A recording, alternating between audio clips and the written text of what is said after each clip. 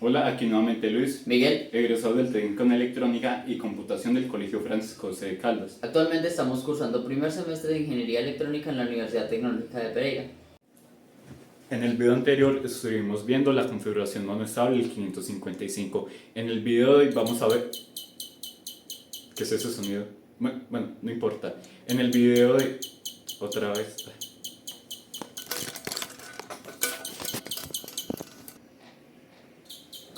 Miguel, ¿qué está haciendo? Estoy tratando de grabar. Estás en el canal electrónico que nos pidió eso. Estoy viendo un tutorial para poder hacer.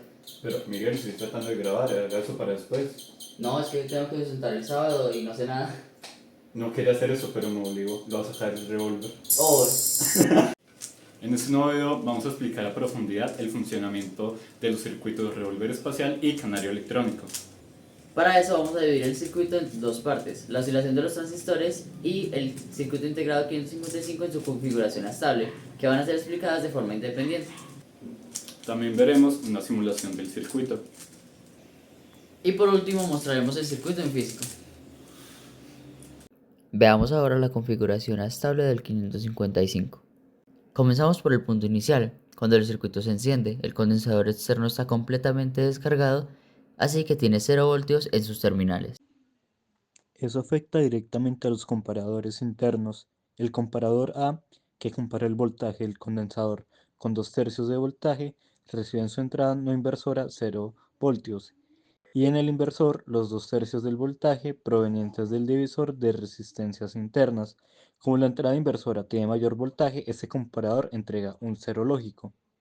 En cambio, el comparador B, que compara con 1/3 del voltaje total, recibe 0 voltios en la entrada inversora y 1/3 del voltaje total en la no inversora. Como la no inversora es mayor, este comparador entrega un 1 lógico. Con esos valores, el flip-flop SR interno recibe un 1 en la entrada set y un 0 en la entrada reset. Por lo tanto, entra un estado set. La salida Q se pone en alto y su inversa Q negada se pone en bajo. La salida del temporizador pasa por una etapa inversora final, así que como Q negada es igual a 0, la salida del pin 3 es alta, o sea 1. Si hay un LED conectado, este se encenderá. Y como Q es igual a 1, esa señal va también a la base del transistor interno, conectada al pin 7. Pero como la señal está en baja, el transistor no conduce. Por lo tanto, el condensador empieza a cargarse a través de las resistencias R1 y R2. Aquí es donde entra en juego tres intervalos importantes basados en el voltaje del condensador, de 0 voltios a 1/3 del voltaje, de 1/3 del voltaje a 2/3 del voltaje y de 2/3 del voltaje en adelante. Mientras el voltaje del condensador está entre 0 y 1/3 del voltaje, el comparador B sigue entregando un 1 y el A un 0. Esto mantiene en el estado set del flip-flop. Todo sigue igual, salida en alto, transistor apagado y el condensador sigue cargándose. Cuando el voltaje del condensador supera 1/3 del voltaje, pero aún no llega a 2/3 del voltaje total, estamos en el segundo intervalo.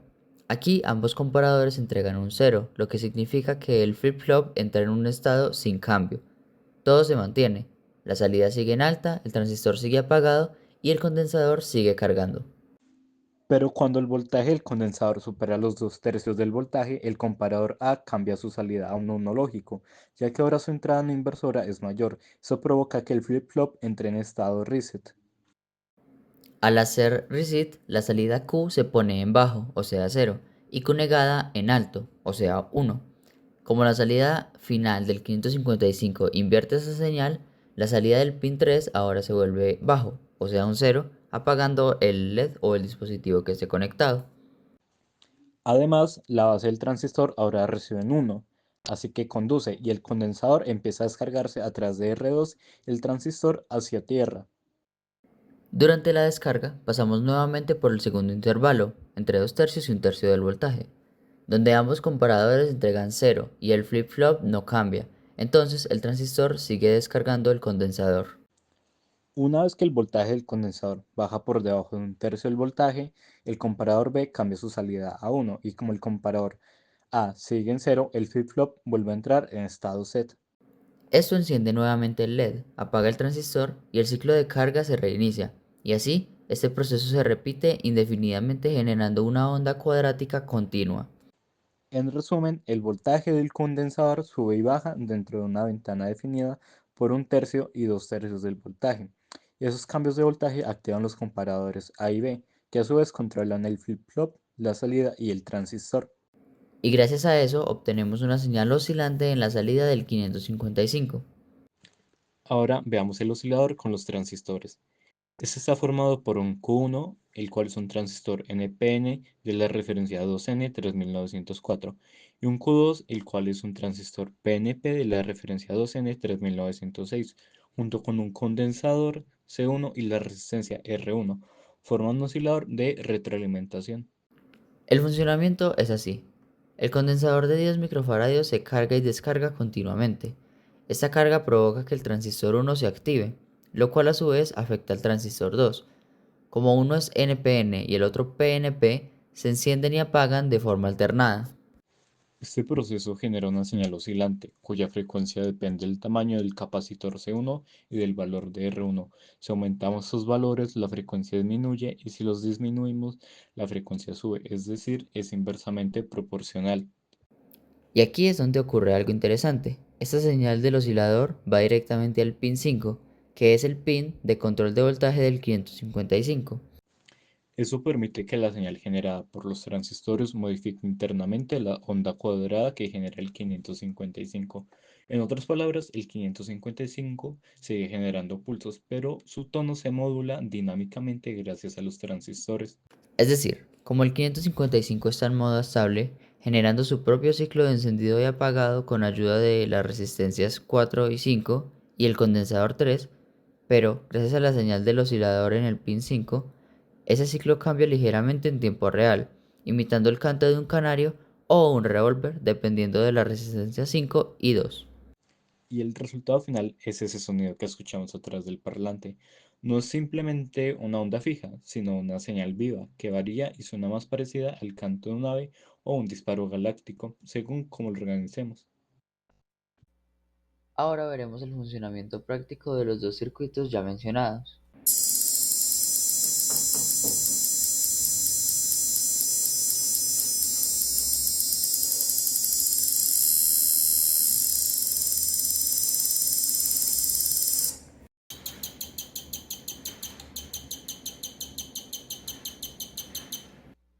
Ahora sí, podemos ver las simulaciones, comenzando por la del programa de Proteus.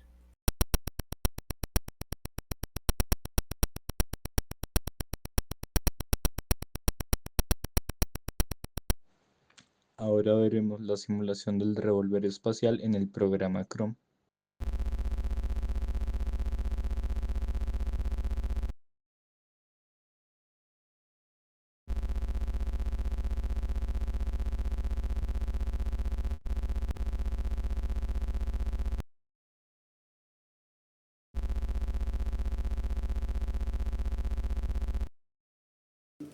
Bueno, y eso es todo por esta ocasión. Espero les haya gustado y más importante que todo, Que hayan aprendido y dejen en los comentarios qué les pareció.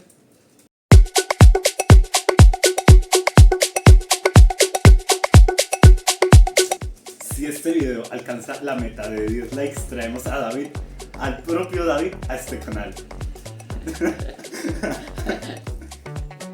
Oh.